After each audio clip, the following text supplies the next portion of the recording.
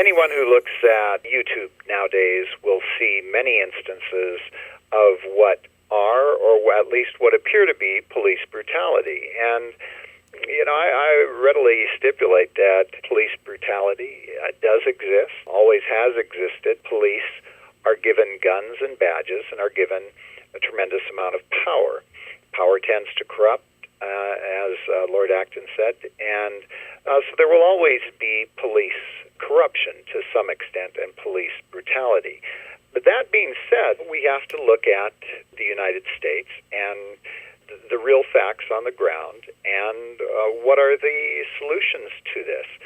We have established here in our constitutional system a system of local police, local governance, and the advocates of centralizing authority would have us believe that by nationalizing, centralizing this police power, concentrating it in Washington, D.C., we will somehow magically solve this problem of police brutality.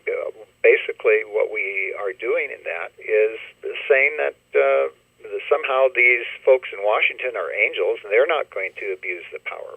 We know that isn't the case. The politicians, the bureaucrats in Washington, D.C. do abuse power. And so the solution is to, first of all, determine how much of this police brutality is true.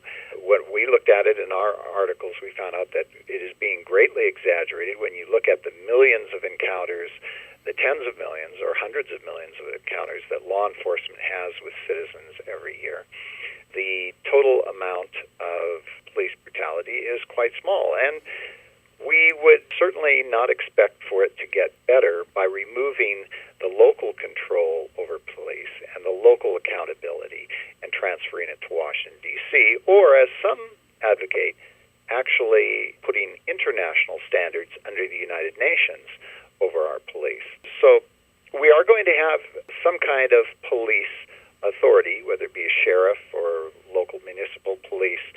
We have better chance of dealing with that as a local police rather than a national Gestapo or KGB or other fearsome examples that we can see throughout history and in the world currently today.